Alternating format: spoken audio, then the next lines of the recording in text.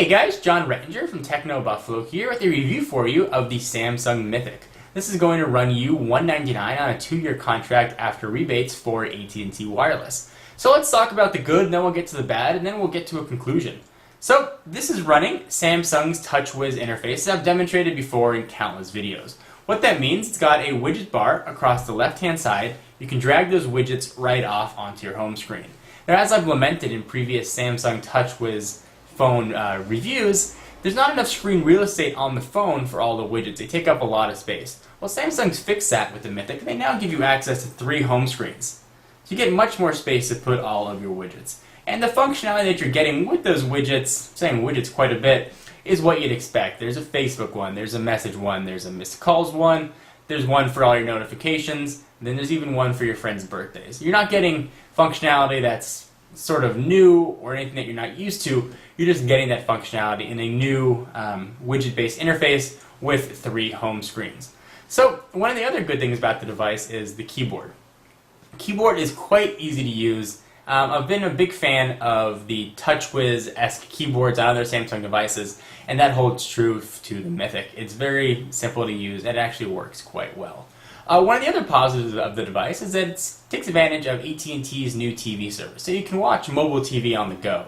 And it's not that mobile TV that you're used to where it streams it over the 3G service. It actually uses a new sort of Qualcomm service. You're getting actual channels, and you're getting really nice quality. It's not pixelated like you'd expect. And this is, of course, a 3G phone, but it uses sort of a separate radio for that. So let's talk about the bad. I'm not the biggest fan of resistive touchscreens, and I've mentioned that in the past. And the Samsung Mythic uses a resistive touchscreen. And not only does it use a resistive touchscreen, it probably uses the worst resistive touchscreen I have ever used on a mobile phone. The screen is extremely unresponsive. It's very inaccurate. Scrolling around through contacts, trying to scroll through web pages, which I'll get to in a minute, was a tedious, arduous task, and not something I could ever see myself doing on a daily basis. Samsung in the past has done a pretty decent job with resistive screens, and I'm not sure why that didn't translate over to the Mythic. Perhaps it's a new vendor or some sort of new resistive technology, but straight up just doesn't work. And for that reason alone, I've got a very difficult time in good conscience telling you to go pick up the Mythic. Given its price point and feature set, I just don't think it justifies it. It is a phone, however, and it's got to make phone calls. The reception was quite good. I was able to get strong bars everywhere I went. I didn't have any dropped calls. So the radio in here is quite good, and that may be also due to AT&T's strong service where I live in Southern California. Navigation is done through a series of icons across the bottom. I'll show you what that looks like.